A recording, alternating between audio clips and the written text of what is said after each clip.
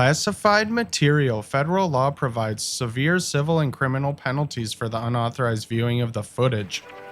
This is Vita On Carnis. planet Earth, life has thrived for millions of years. Yeah. Creatures big and small have found ways to adapt and evolve to flourish in all types of environments. This is true. From barren wastes to lush forests, life can be found. Mm-hmm. Earth has homed these creatures since the dawn of life Ooh. itself. Only until very recently, things have changed. New life forms have appeared all around the globe and completely changing the balance of nature and what we know about evolution Oh, itself. great. That is why we, at National Living Meat Research, have been studying these new species, trying to help educate everyone about these creatures and their wondrous ways of life. I love how it's trying to seem innocent-ish. What are these new life forms? Since their explosive arrival across the globe in 1931, there has been much debate on what these newcomers are, and where they came from. Are they extraterrestrials coming to invade I would Earth? assume. Or are they demons who come from hell to purge Or humanity? that. Yeah. From what our scientists have discovered, no. The origins of these creatures are solely to Earth, miraculously out of Are they nowhere. bugs? We don't know why or how, but one thing is for certain, Earth is now their home. Uh-oh. What these creatures are is mysterious and still not well known today. But here is what we do know. Uh-huh. These creatures are comprised mainly of muscle tissue, organs, and bones. They greatly resemble animals with no skin, or store-bought meat. Ugh. Because of these characteristics, they have been named accordingly as Vita Carnis. The Carnis species consume decaying, organic matter, but their main diet is composed of raw meat, not including their Carnis relatives. Okay. The Carnis only appear in places where there is an abundance of crawl, which leads to the first creature of the Carnis species, What do they do? the crawl. Do they kill The people? crawl is a growth of meaty tendrils that closely resemble the small intestine, the only difference being the dark red coloration. Okay. These tendrils grow in a similar pattern as vines, mold, or fungi. A primary stem Ew. structure is the host to divisions of other, smaller branches. In each tendril contains a variety of veins, arteries, and other similar organs used to transport nutrients absorbed from its surroundings. What do they do, The though? ends of these tendrils are equipped with organelles used to absorb water and organic matter necessary for growth. The source of these organic materials is mainly found in dirt and soil on surrounding surfaces. So they're everywhere. Using its root-like tendrils, it absorbs the material and processes it into usable energy. Although, the crawl also obtains energy through another means, What? using a sophisticated form of photosynthesis. The dark pigmentation of the smaller branches is ideal for absorbing sunlight, and therefore allowing solar energy to fuel the crawl's growth. Okay. That's Because of its crazy. efficiency, it thrives in almost all types of environments, easily allowing it to spread across the world, and can be found pretty much anywhere.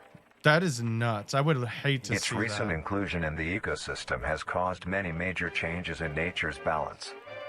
One may assume that the crawl's presence may outcompete any other competitors, kills plants. but due to its unique life cycle, where old branches fall off and decay into nutrient-rich compost, all forms of life seemingly flourish instead.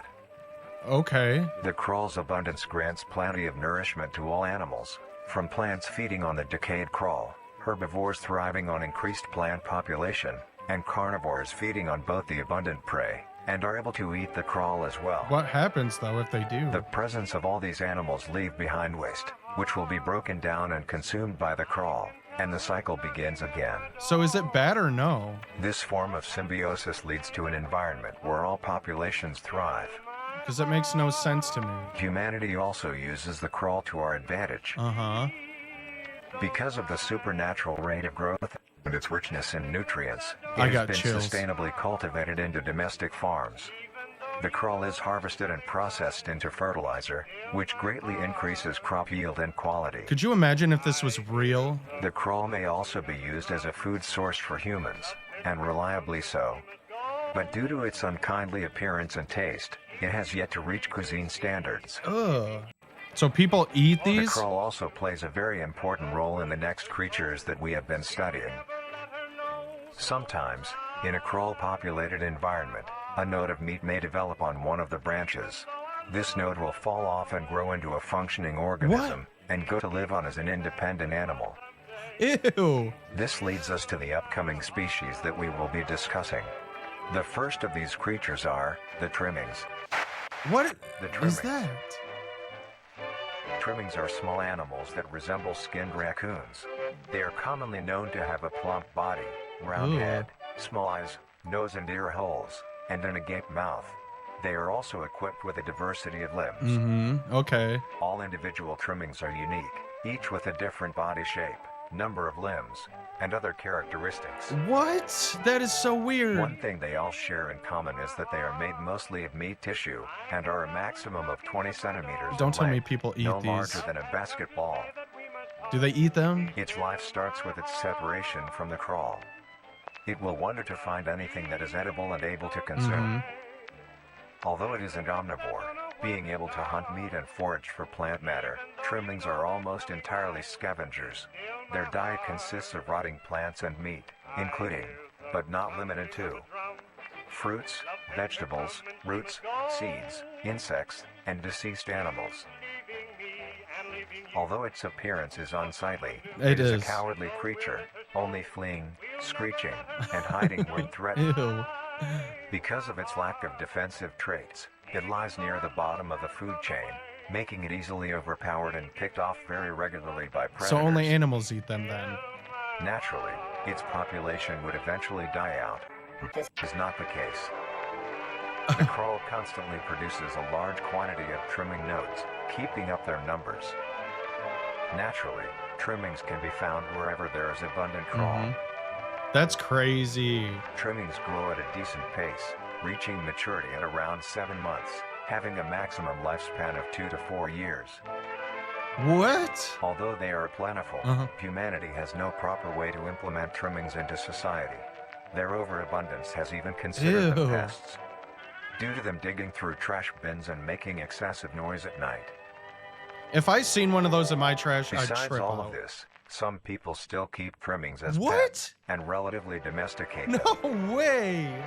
Nuisance or not, trimmings are a wondrous creature.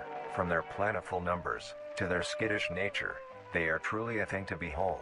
I guess so, dude. They're ugly. The next species on our list is the meat snake. What? meat snake. What a weird name.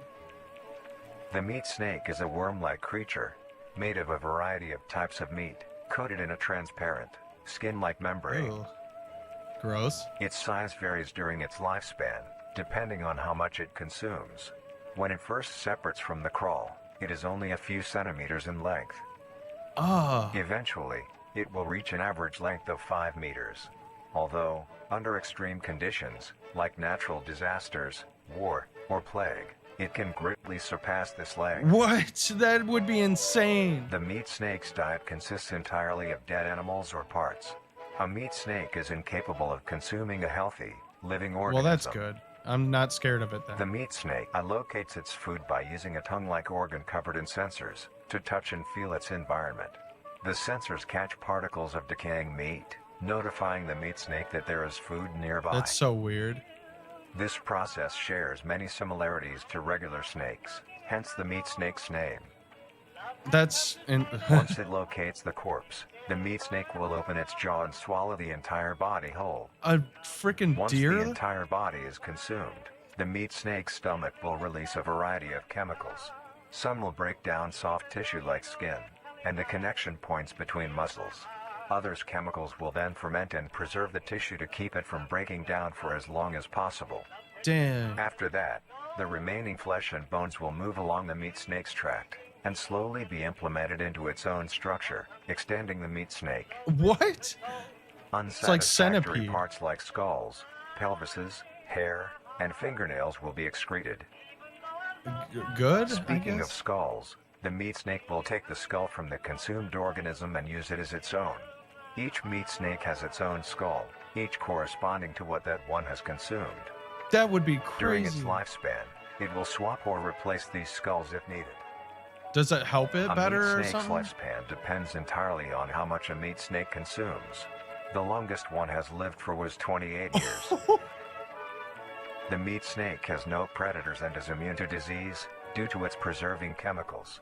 The only significant ways a meat snake can die is through starvation, burning, or complete destruction of the meat snake's membrane coating. That's insane. Those are gross. Interestingly, the meat snake is the only member of the Carnis family that is able to reproduce. When a meat snake reaches an excessive size, and is in the conditions to do so, it will commence mitosis, splitting itself in two.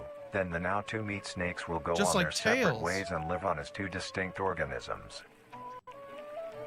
Meat snakes can only be found in moderate temperature climates, not too hot, not too cold. That's so wild. Their population depends entirely on the amount of corpses available. Where there is death, there are meat snakes. Humanity will use them to our advantage. Meat snakes are a very efficient and clean way of disposing of any meat products. The preserving fluid within the meat snake's body disinfects the carrion, preventing the spread of disease. What a way to get away with murder. Humans use meat snakes in butcher shops as a waste bin, dispose roadkill, within war on the battlefield to dispose of festering bodies and parts, and within zoos to dispose of deceased animals. Okay. They are extremely tame, not caring if any creature is around them, only acting defensively when it is within consuming a meal. This means they are very easy to tame. That's crazy. Overall, meat snakes are a marvelous creature with a very interesting way of sustaining itself. It is an amazing experience to encounter one, as long as you don't mind the smell. I wouldn't want to see one of those. Our next creature is the mimic. Oh no. The mimic. The mimic is a bipedal creature with uncanny similarities to humanoid anatomy. Oh god. They greatly resemble humans without skin, with added exaggerated features. These features include extended finger length, longer limbs, bulging, empty eyes, and their most prominent feature, a wide, teeth-filled smile. I don't like this one. Although it resembles a happy face, this is due to coincidence, and is only how their facial structure is shaped. The maw of the mimic contains much more teeth than humans, and their teeth is comprised almost entirely of incisors, with some canine and premolars in the back. This tooth composition is ideal for biting down onto meat and swallowing chunks whole. A mature mimic's diet is comprised entirely of human flesh. That is, I hate that. I hate that very much, and it gave me goosebumps. We can move on. Because of this, they are found solely around human-populated areas. The mimic's life cycle is made of 3 stages. In the first stage, a young mimic separates from the crawl. They closely resemble their trimming relatives, but are thin, sleek, and only have 4 appendages. In this stage, the young mimic will hunt small animals, moving on to larger and larger as they grow. Like Sonic. Once large enough, it will begin metamorphosis into the next stage of life. Once fully transformed, it will resemble the description mentioned in the beginning. Its hunting style changes and becomes much more complicated. It now stalks and feeds only on humans. I hate this so much. It will locate human-populated area and begin its search for an easy target. To blend in, it may use objects to conceal itself. These include clothing, mannequins, and furniture. What? Once a target has been found, the mimic will observe its prey and learn its routine and when it is most vulnerable. I hate all of this. This is typically when the human is asleep at night. No, I hate that. Once the prey is within position, the mimic will advance silently until it is close enough. The mimic will then execute and immediately begin consumption. Once the mimic has had its fill, it will leave the scene, a fair distance away from the human population, and begin to digest its meal. Although, in the case that a human is awake, a mimic will use a variety of sounds to either lure or startle prey into cornering themselves. That just scared me. Once a human is in place, it will swiftly attack and kill the helpless target. Oh god, I'm starting to get really scared now. I don't like this at all.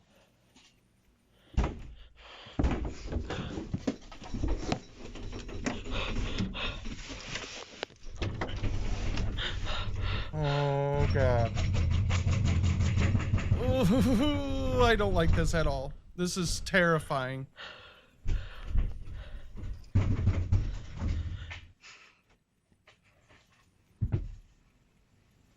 I knew this was going to get scary here. I knew it. Don't look out, don't look out, don't look out, please. Just be smart.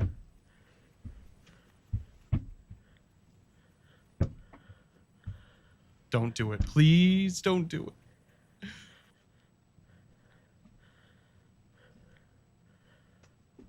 It's not gone. Don't do it. Lady, you are crazy.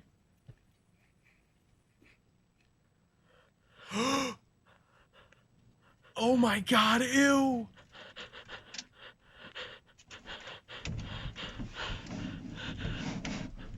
No, thank you. Oh my god, ew! Oh god, I hate all of that. The Mimic sucks, dude.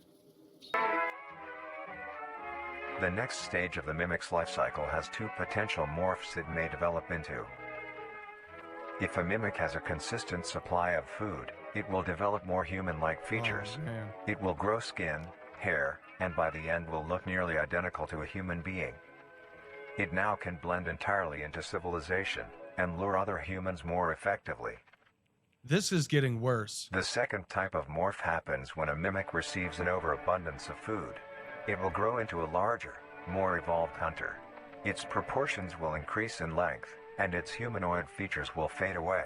It grows a thick, dark coating of a flexible skin, which is highly durable, and increases in strength the more the elder Mimic consumes.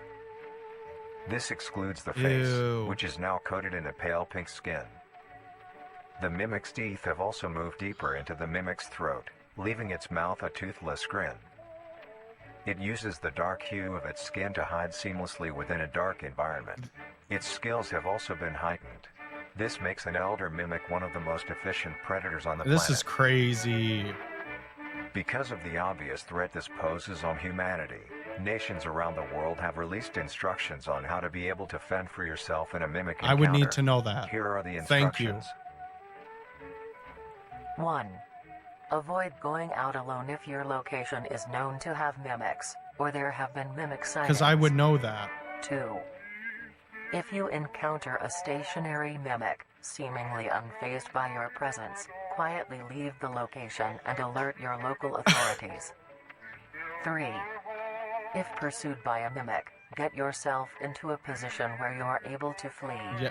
Mimics will rarely attack if a person has a clear escape route. Good. That's great. 4.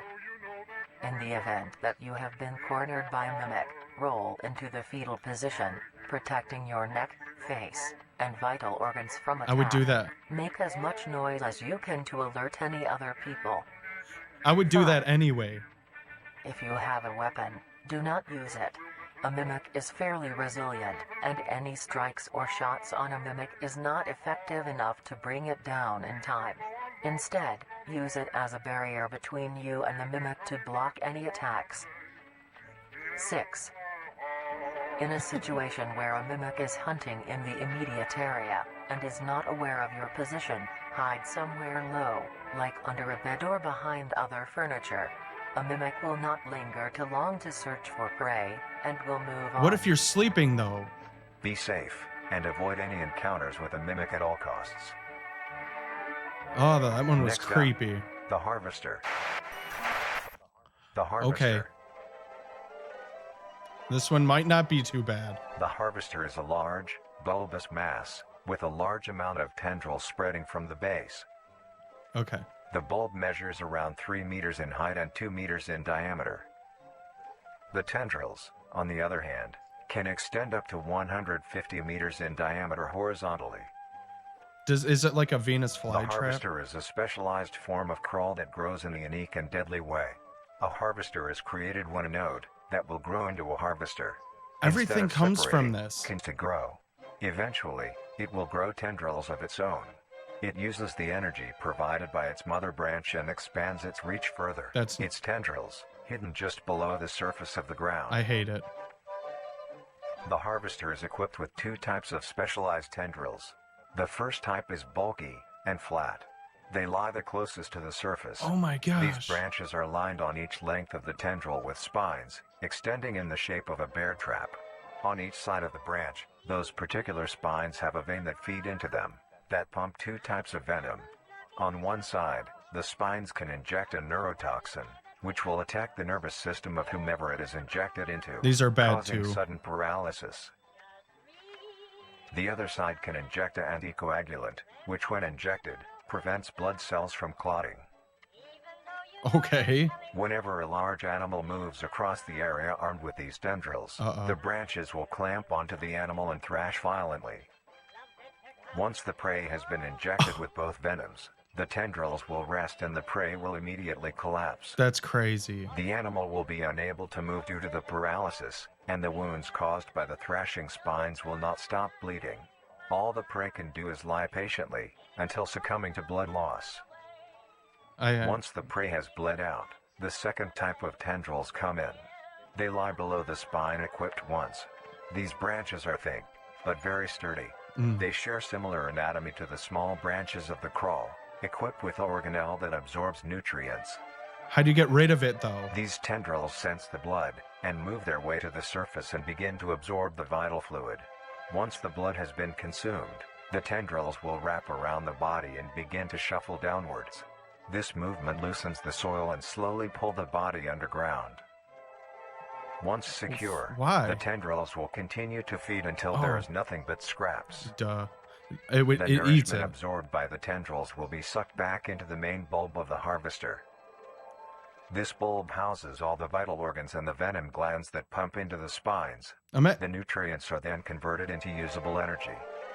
Imagine seeing that in the woods. That'd be The remains crazy. underground decompose, providing a rich soil, causing very prominent plant growth, which then attracts more animals. And then A strange that's when they get behavior them. the harvester displays as its choice of diet. The spines will only activate on larger animals, allowing smaller ones to pass by unaffected. The spines What? will also not activate on some species of bird. There are a couple theories as to why this happens. One, it could be that attacking smaller animals would cost too much energy for what they get in return, making it not worth the time. Makes sense. I could Another get that. could be that smaller animals may attract larger animals or predators, allowing a safe place where prey may thrive, and lure more predators. It truly is astonishing.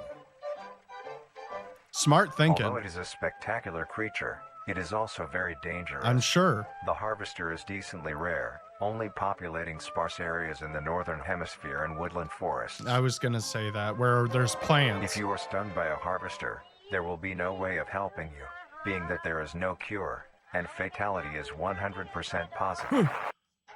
Oh my The best god. thing you can do is avoid encountering a harvester in the first place. If you are hiking, take note of any warnings or signs saying that there are harvesters around.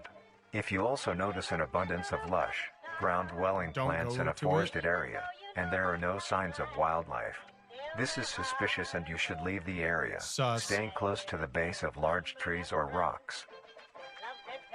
If you find yourself in the middle of a harvester ground, do not panic. Sudden movements may activate the tendrils and will inject you.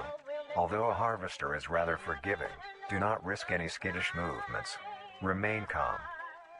If you have any I objects couldn't. with considerable heft, like coats, backpacks, or full water bottles, gently take that object and lightly toss it towards the bulb, and away from your escape route. This will activate the spines on where the object lands, distracting the bulb for a moment. You will then slowly begin to do wide shuffles away from the bulb. If possible, throw another object when you are certain you are a fair enough distance away, just to be safe. Yeah. Continue until you are completely sure you are out of harm's way. You may come out unscathed, but don't be too obnoxious, or you will be a harvester's next meal. Might come out unscathed. Next up is the host. Oh no. The host of influence. I'm gonna hate this. The host of influence, more commonly referred to as the host, has its name derived from a host who invites guests to an event. Not to be confused with a host, a harborer of parasites or disease. The host is a semi-humanoid looking organism. It has the structure of a head, torso, and arms. Other than this, it shares no other characteristics. Yeah, it looks like it. Furry back. The lower half of the host is comprised of a mass of fibrous tissue and tendrils that burrow into the ground to hold the host in place. So it don't move? Instead of skin, The host is covered in muscular tissue fibers, tendons, and veins. In some parts of the body are covered in a meaty plate, used to cover any large exposed areas, but allowing movement. Does this... The host's head has a smooth surface where the face should be, attached to a crooked neck, which houses a slit in the front used for feeding. It eats from its neck On the hole? host's back is a mound of pores. Protruding from these pores are hollow, hair-like structures, extending outwards. These hairs are barrels that release spores produced within host's body by being fired into the air. Oh, buddy. These spores are hazardous, so keep clear of them at all costs. Because we would know. Luckily, the host is rare, only found in North America. Well, that's Obtaining good. info about the host is a very risky and daunting task. This is because of their rarity and of how dangerous it is to be up close to one. So you're gonna The just source die. released by a host is very dangerous when inhaled. A host will release a cloud of spores into the air, which will be picked up by wind and carried great distances. If an organism inhales the spores, the particles will find their way into the organism's brain and infect them.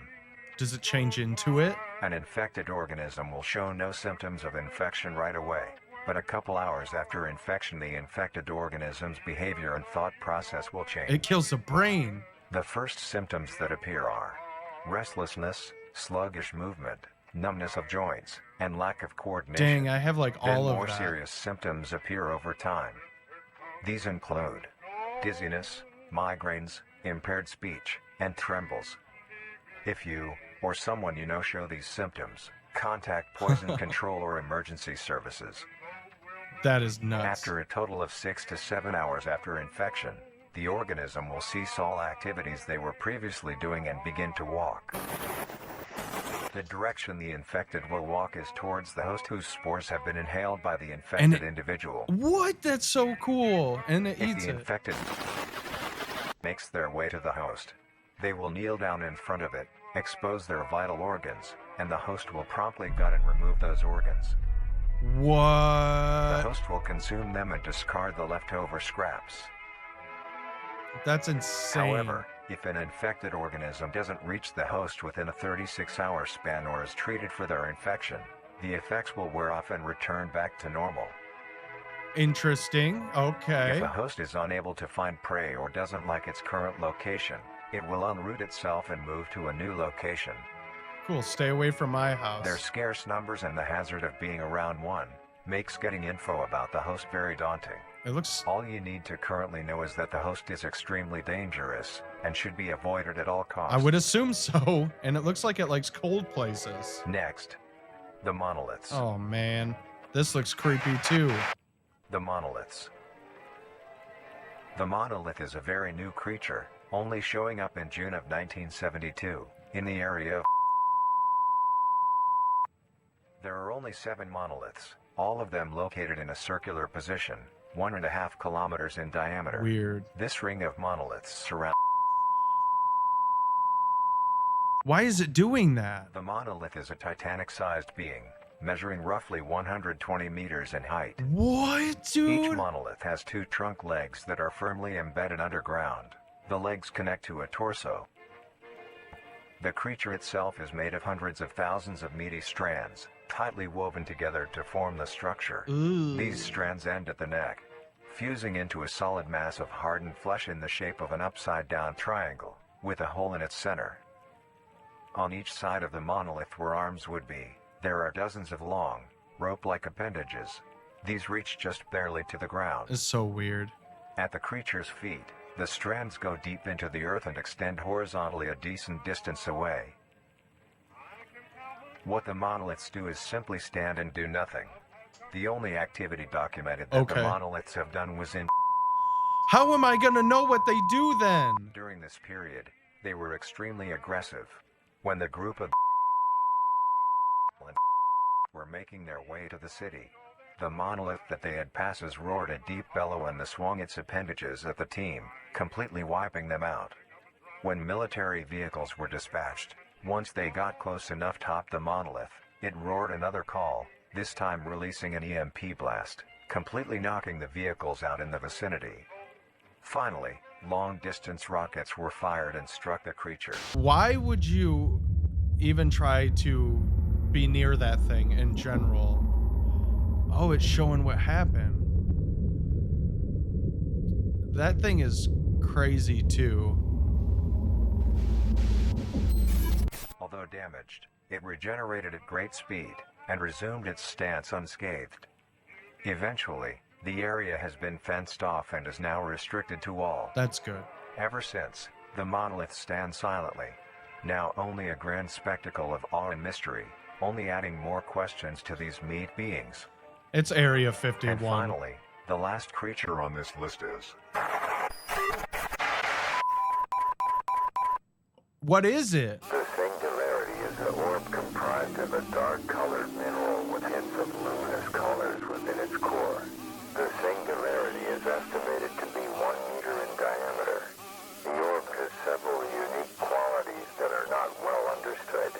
The singularity typically can be found suspended in air by an unseen force.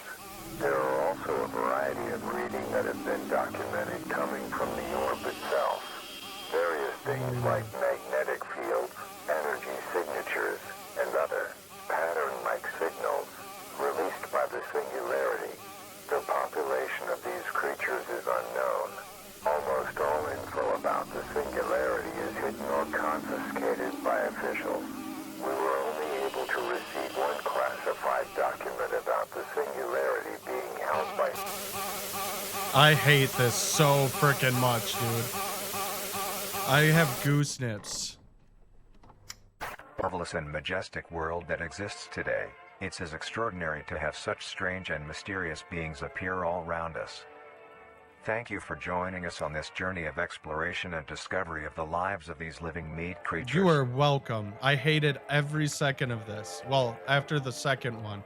The Mimic is what started it. And oh my gosh, dude. Vita Carnis was actually creepier than I thought. I thought it was just going to be like a documentary on the creatures, and that was it. Like, I didn't think there'd be like these creepy sounds and real life visuals and stuff like that. Like, there is a lot more of Vita Carnis out there. This is just the documentaries part for the first one, because I was recommended to watch this first to kind of get an idea, I'm assuming, of what all of these are and what they do. I hate them. They're creepy, they're weird, and if I saw them in real life, I would cry my pants off. Hopefully this is not going to be a thing ever, because then I would hate it. If you would like to see me watch more Vita Carnis, give this video 15 likes so that I know you want to see me continue this series of analog horror. But if you like the video, just give it a like. If you like what I do, hit all the buttons in the below, and I will see you all in the next video. But until then, stay fresh, cheese bags. Bye bye.